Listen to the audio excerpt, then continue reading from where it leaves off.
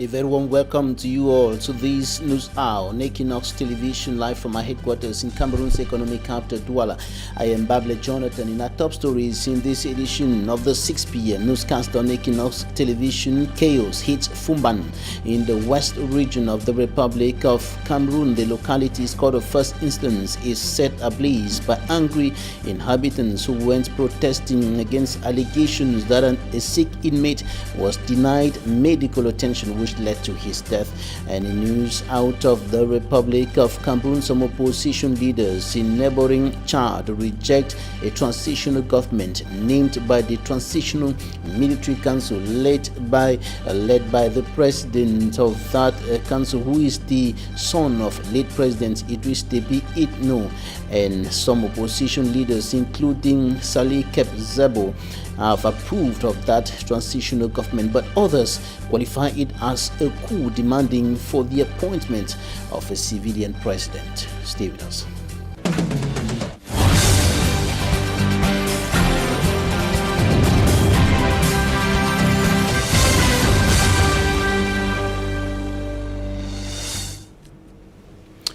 Chaos hit Fumbat today. Fumbat, a locality in the west region of the Republic of Cameroon, and some inhabitants took to the streets protesting against what they consider as denial of medical attention for a sick inmate who died, and they set ablaze the court of first instance of that locality. Details with Sumanjik and Gabriel. An unpredicted Monday afternoon in Fumbat, west region of Cameroon.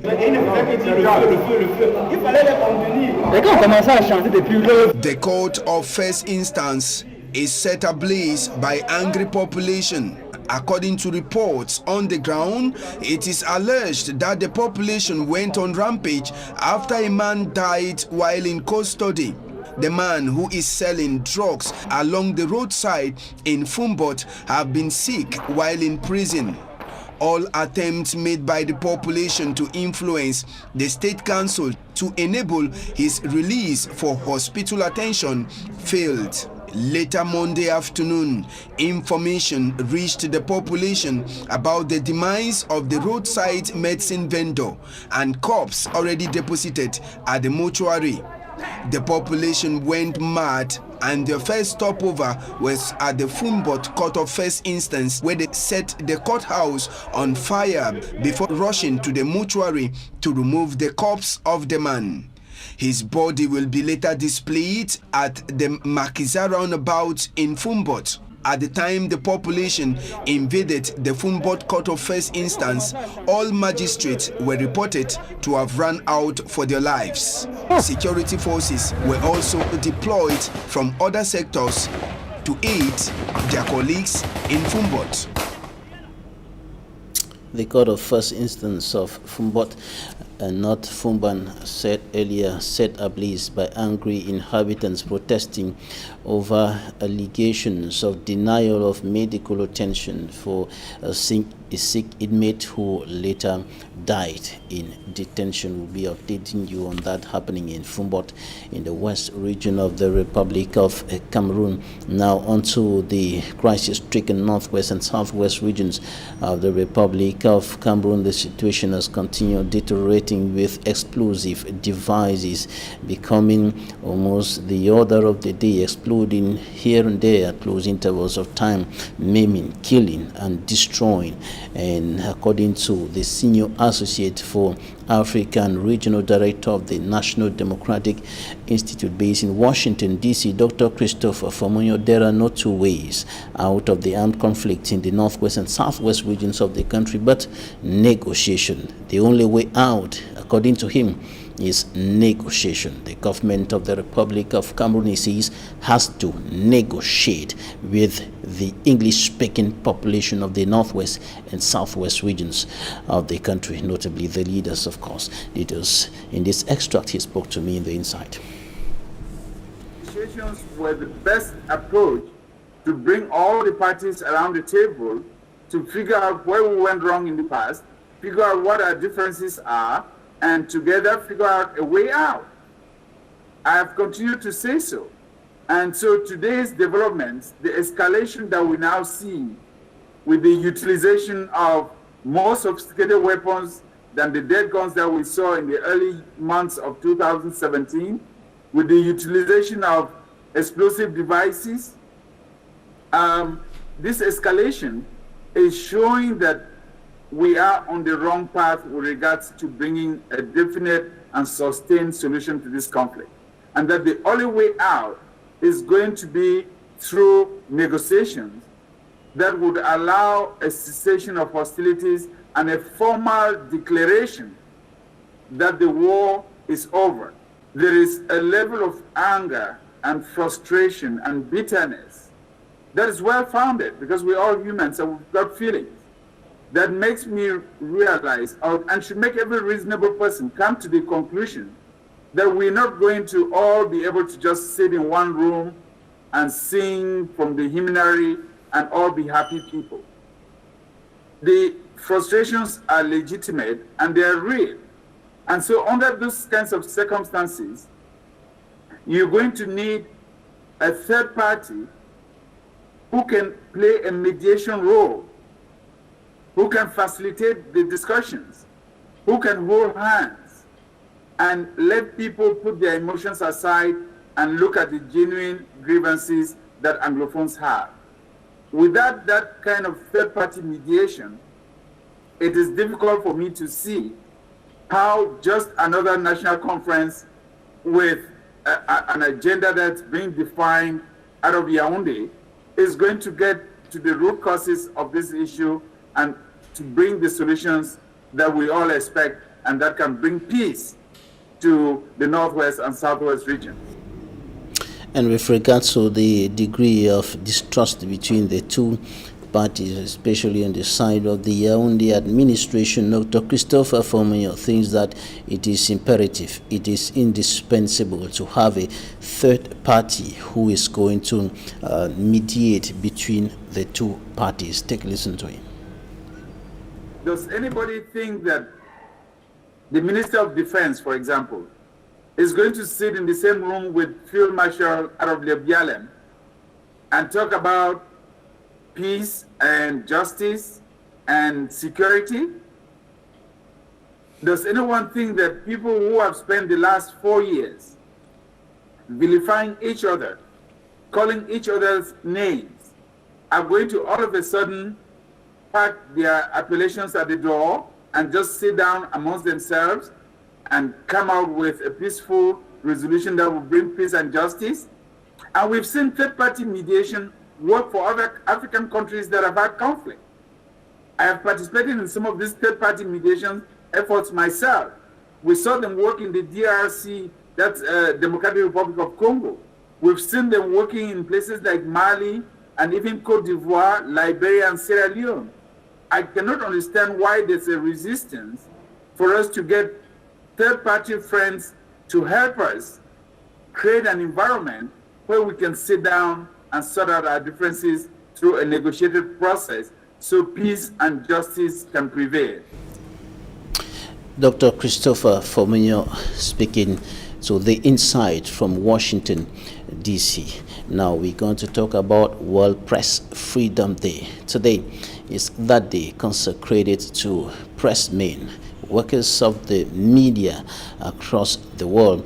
And of course, today is being observed as World Press Freedom Day at a time when there is a general outcry from across the Republic of Cameroon and even the African continent over violation of the right to freedom of expression, not only of citizens but of journalists, reporters who are being intimidated, who are arrested, who are tortured, who are detained, and who are not given fair trial. This is the cry that is coming from journalists, trade unions, coming from journalists across the African continent and the rest of the world. And today we are receiving one of the persons who have been fighting for the rights of journalists to be respected, for press freedom to be respected. Angela Quintal of the Committee to Protect Journalists is joining us from New York, United States of America. You're welcome. Thank you.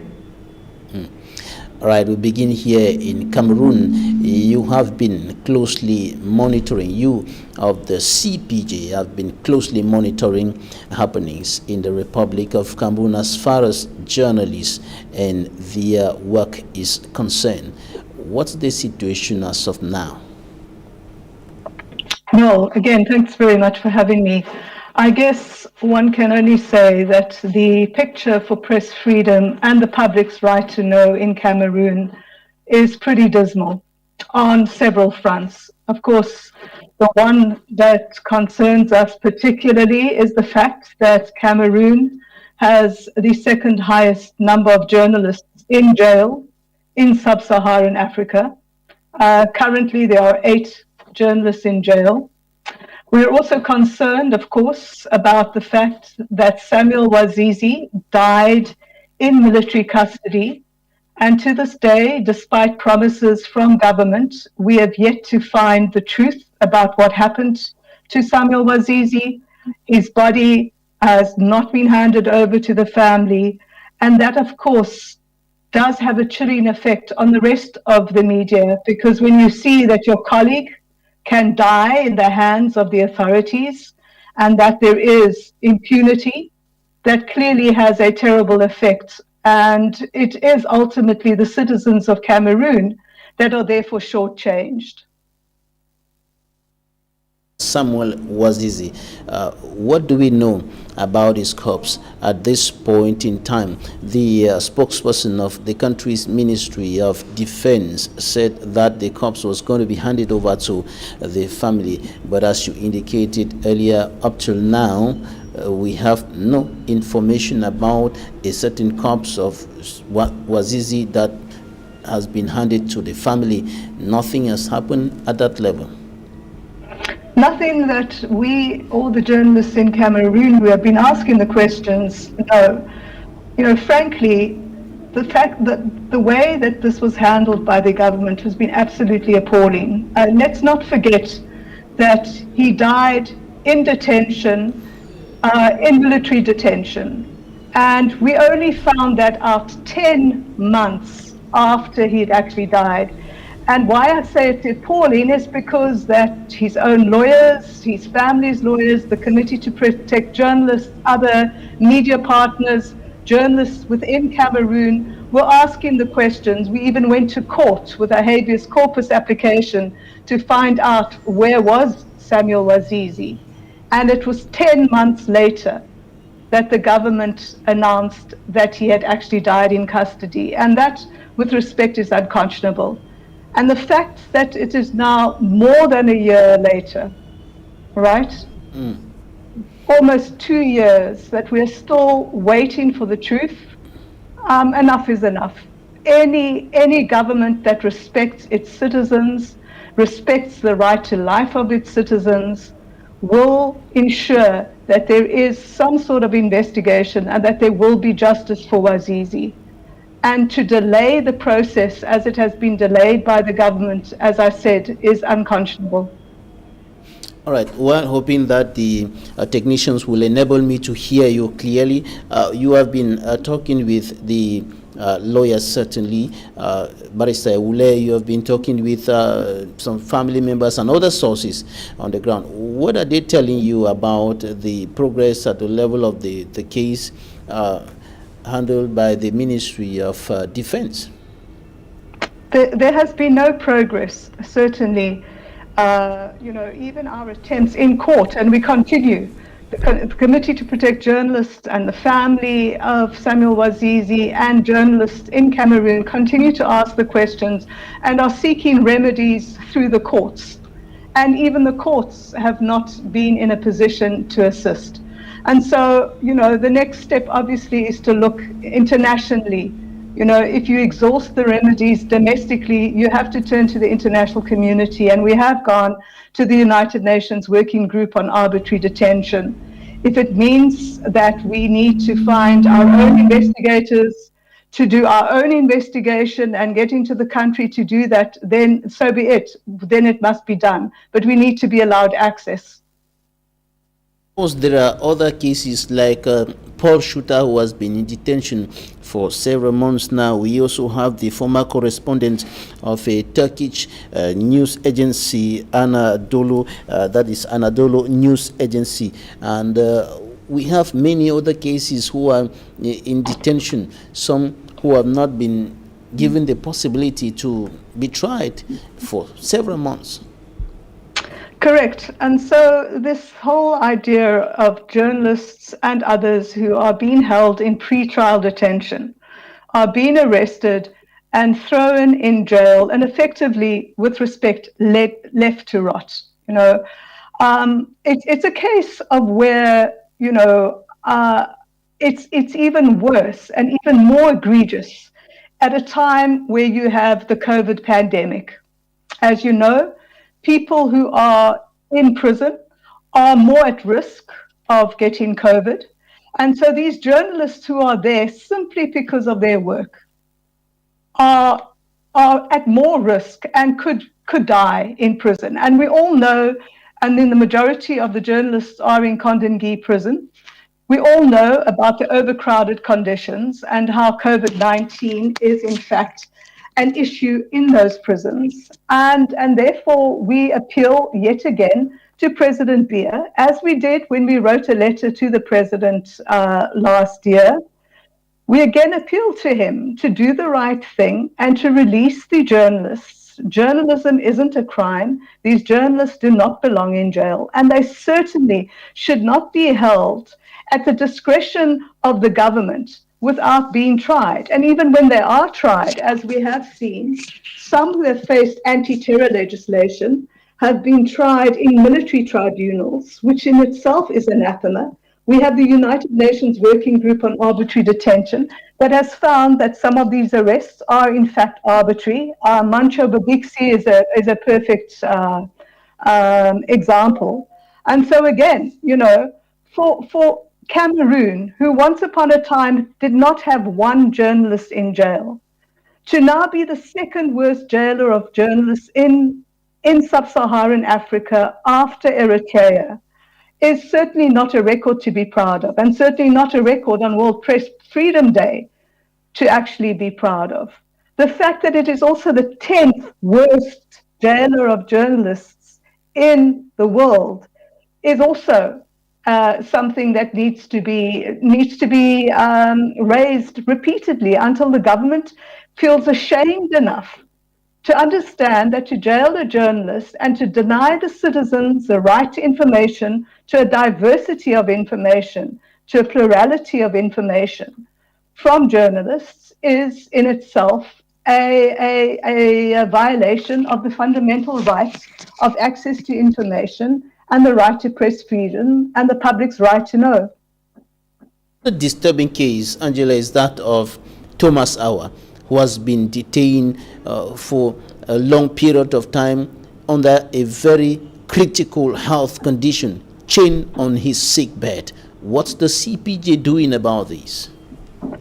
Well, Thomas Awa has been an emblematic case for the Committee to Protect Journalists. Again, we have assisted Thomas Awa in terms of ensuring that he gets medical attention, that he gets prison support, and we have repeatedly asked the President Biya and the government to ensure that it does the right thing. Now, someone with an underlying condition like Thomas Awa Jr. is even more vulnerable and more at risk of getting COVID in jail. You know that he is in Kondengui, in the central prison, that, as I've said, is overcrowded and really is a nightmare in terms of ensuring that the health of those who are being detained can in fact be assured that they can remain healthy. We have had journalists who have actually in jail who have in fact contracted COVID. You know, my question to the government is, do you want a situation where another journalist dies in jail? You know, We've yet to have any sort of justice when it comes to the case of Bibi Ngota. We're still waiting for an answer about what happened to Samuel Wazizi. Do we want another journalist to die in detention? Because that's the real risk that journalists who are in jail for their journalism face today in the year 2021, on a day called World Press Freedom Day, where we should all be highlighting the importance of media, how important they are in terms of ensuring that journalists, that the public has the right to know, that the public has critical access to information, and that they are not criminals. We do not have to, I mean, we say this repeatedly. I think ultimately, you know, this crackdown on dissent that we have seen with the use of anti-terror legislation, with the use of false news, another record not to be proud of is that we have seen, in terms of false news convictions around the world, that the two worst countries in terms of false news conviction happens to be on our continent. First, Egypt, and second, Cameroon. I mean, this is unimaginable that a country with so much promise, that should be given its rich history of journalism and some of the great journalists that have come before all of us, that today, in the year 2021, we're still talking about 8 journalists in jail for their work. Across the African continent at large, is there some progress that is made as far as the respect of the right to information, the press freedom, the respect of press freedom is concerned?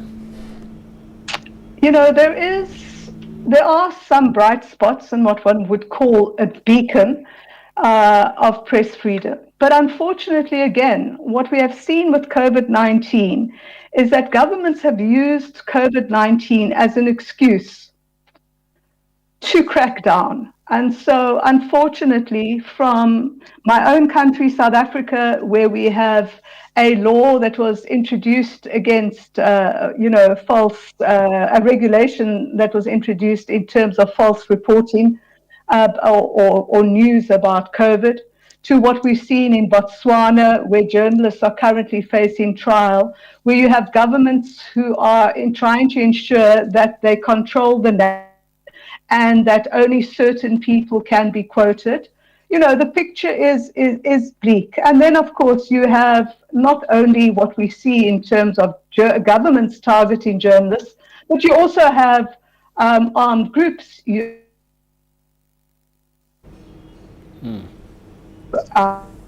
Kidnapped journalists.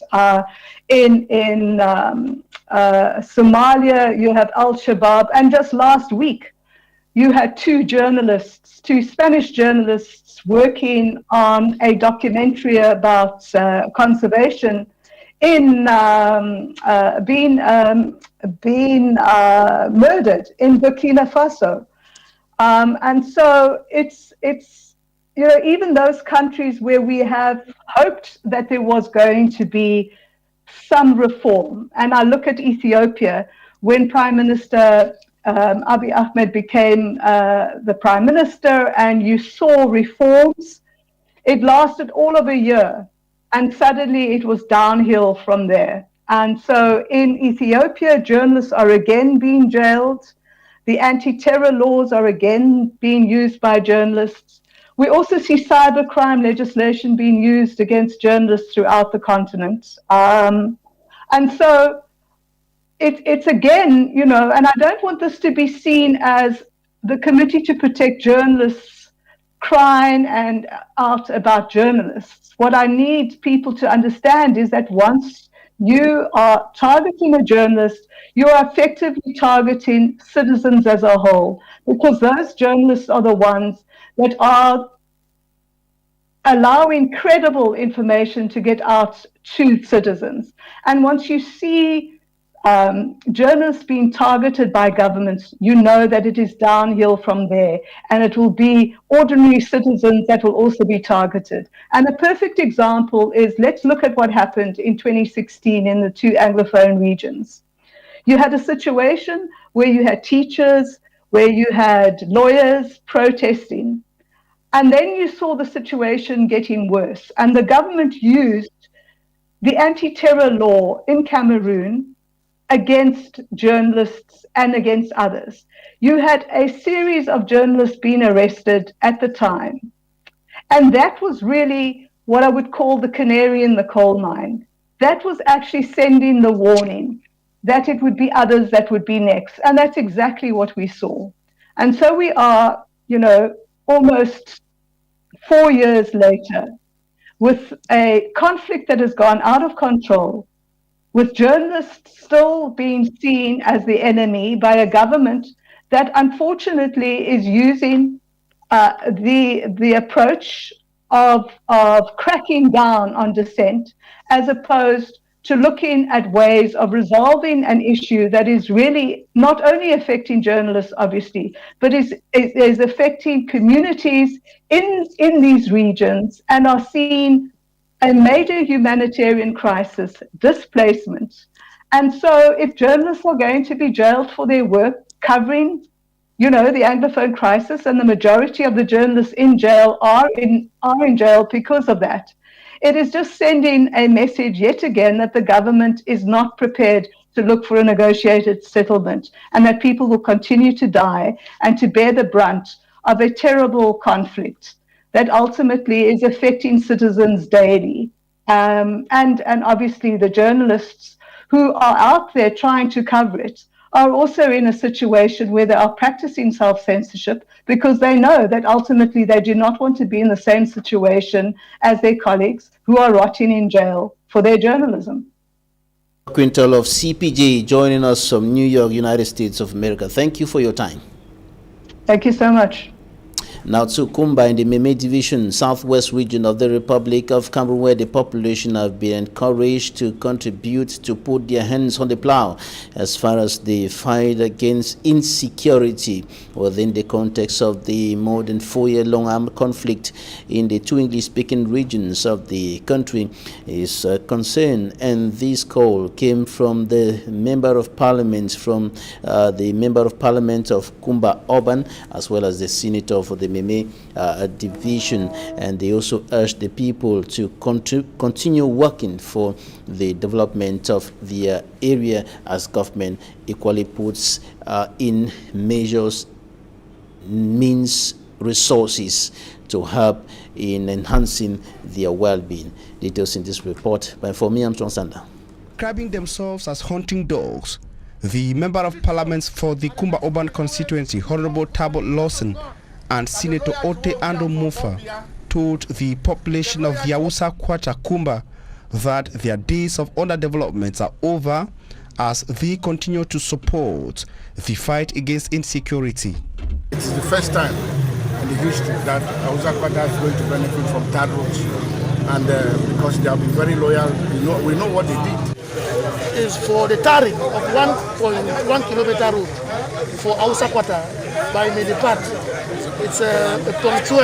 It's not a big project. It's something I personally negotiated. A project worth 209 million francs CFA, which Honorable Talbot Lawson says will not end at the Yawusa Kwata. This is just the beginning. After the Yawusa Kwata tarring, we are going to Bamileke Street. After Bamileke Street, we are going to the Mabanda Road. After Mabanda Road, we are coming to Pumawan, which is my own subsection, subdivision where I come. The choice to begin with the Yawusa Kwata, which Senator Ando Mufa says is motivated by the loyalty of the people to the ruling CPDM party. It's one of those things that I've noticed with my Muslim community here in Kumba. In all the elections that we have done in this town, they have supported the party, they have been very patriotic, and they have been loyal to us. The party that I support, the party that I belong to, and the party that I sent me to the Senate. Announcements which were made during a ceremony to offer food aid to the Muslim community ahead of the Feast of Ramadan in Kumba. The people were also asked to continue to be part of the peace process in Kumba, which is a key factor for the proper execution of the earmarked project. Insecurity also dictating its own laws on the population in Cameroon's economic capital, Douala.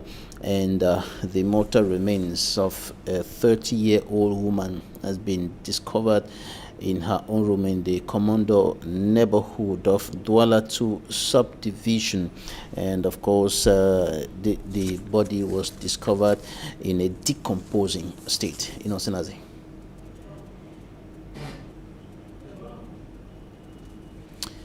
We'll come back to that report of Innocent subsequently. Time for us to go out of the country to talk about the situation in neighboring Chad Republic. Military leaders in Chad who took over after the death of the country's long-standing ruler Idriss Déby Itno have named a transitional government. An army spokesman said 40 ministers and their deputies had been appointed. They include a former rebel chief, Sheikh Umar, who will head a new national reconciliation ministry, and one senior opposition figure, Saleh Kebzabon, said he recognized the authority of Chad's transitional government, and several other long-time opponents of former President Idriss Déby Itno were given portfolios.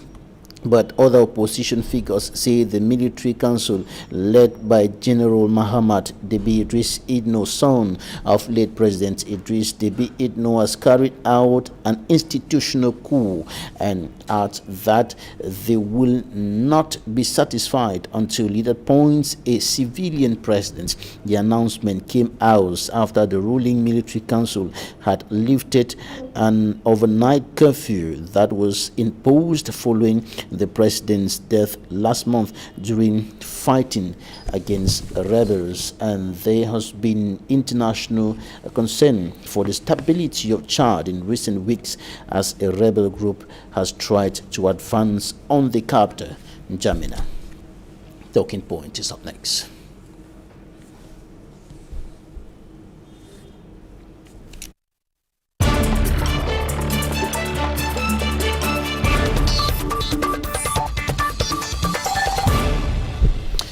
We are receiving a political leader, Fabrice Lena, Secretary General of the Popular Action Party. Thank you for joining us today.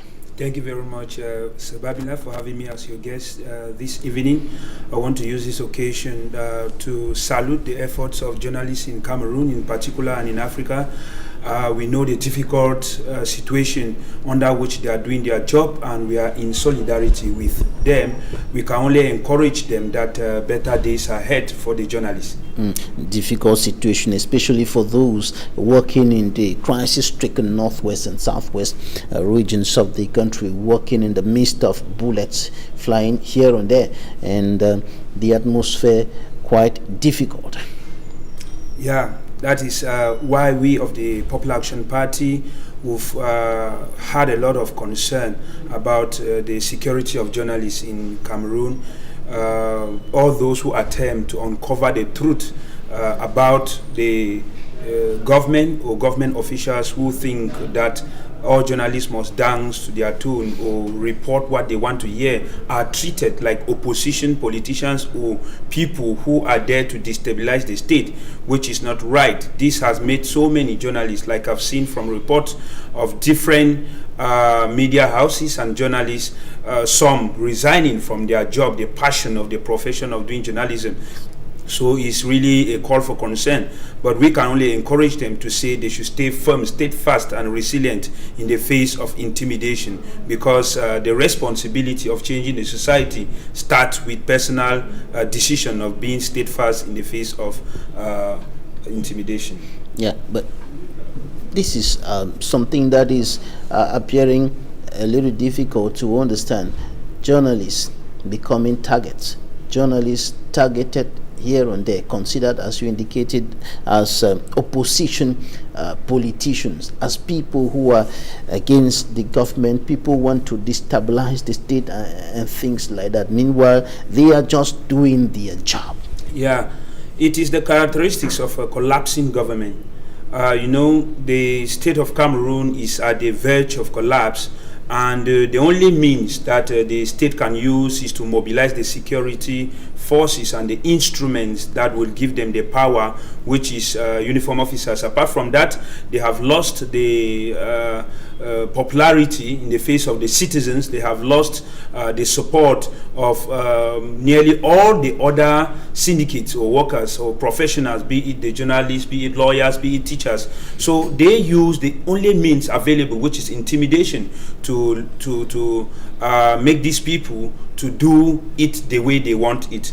And in this kind of circumstance, we cannot talk of democracy, because in a democratic society, journalists should be the least people that should be targeted by the government. So we keep condemning the action of the government targeting journalists. We've seen several cases, and the situation keeps on increasing. And we say that is very bad. Angela Quintal was highlighting the case of Samuel Wazizi, whose corpse nowhere to be found till now. Like I said before, when you look at the Cameroon government, you understand that there will be a point they will not be able to even mobilize the security forces that are standing by them. Because when you look at the difficulties that some of the young uniform officers go through in the southern Cameroons in trying to protect what they call territorial integrity of Cameroon, because of the rigid decisions of some people in Yaoundé who think they cannot talk with their fellow citizens, tagging their names, you understand that they are in a cycle, step-by-step process, mechanism of trying to make the state to collapse. Because you cannot subject people contrary to their nature and human growth for a very long time. They are going to react. They are going to react, and when they will react, it will always go the least democratic way. And that's what is happening in Southern Cameroon now. And if care is not taken, it's going to be national, because people are being fed up with what the government is doing in nearly all sectors of the country. In Yaoundé, Douala, and other parts of the country. I was recently in the north. I find out that the living conditions there is also degrading, and citizens there are merely surviving. So all this makes us to ask the question, to implore, to deploy ourselves and develop all kind of mental exercise as to be apprehensive of the approaching future where Cameroon is heading to. And we also ask the question whether the leaders really have the concern of the integrity of the country, or even to safeguard the interests of the country as in the components of the state, the population, territorial integrity, and the power of the government. And concerning the security situation in the northwest and southwest regions of the country, Angela Quintal of CPJ talked about negotiation, and the Senior Associate for Africa Regional Director for the National Democratic Institute for International Affairs, Dr. Christopher Fomunyo, said clearly that there is no way out except negotiation. The only way out is negotiation. It is very clear. It is very clear, because we are now looking at the war at the face of explosive devices.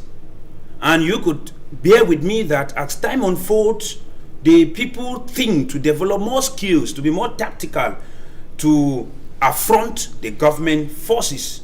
And in this kind of circumstance, as they get stronger, the government becomes in the position of having no option than to negotiate.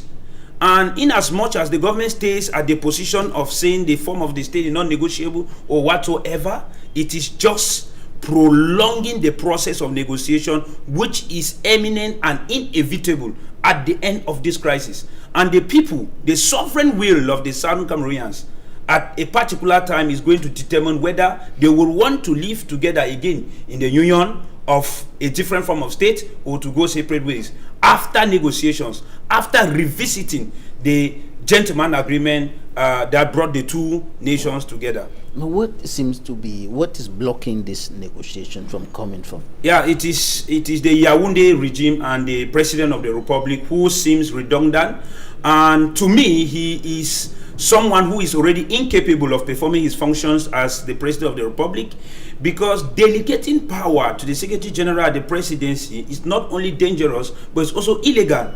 And people voted the president for him to stand up and look to the citizens and carry their worries in his shoulders. That is what the president is supposed to do.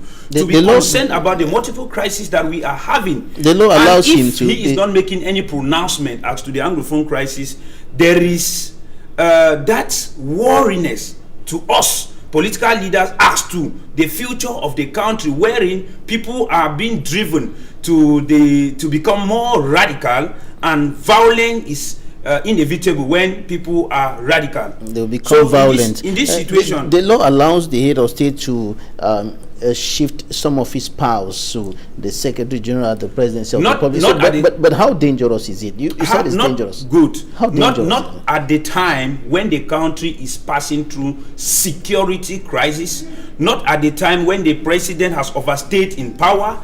Not at the moment where the whole country needs the president to make statements on urgent issues and not to come out on his regular end of year or mid-year speeches in order to give a summary of what he has gathered as reports from his collaborators. That's not the way to govern a country in times of crisis. So we expect a more active president, and if he could not perform his function, the best thing for him to do is to resign, to make a way for Cameroonians to look forward to build the country. As it stands now, if the president continues in this manner of managing the country, we are moving to doom, and we may have the kind of crisis that we are experiencing in other African countries. And we pray it doesn't reach there. They should hear our message and readjust things before it gets too late. Fabrice Lena, Secretary General of the Popular Action Party, we are sorry for the little mistake there on your title. You were promoted from the National Communications Secretary to the Secretary General of the party now, and probably in the nearest future you may become the president of that party. And why not the president of the Republic? Thank you very much. As a young politician, we are always having aspiration to lead. That is why we engage in politics. Thank you for having me, Sir Babila. Have a blessed start of week. Thank you. Same to you. Thanks, ladies and gentlemen, for staying with us. Equinoxe is up next.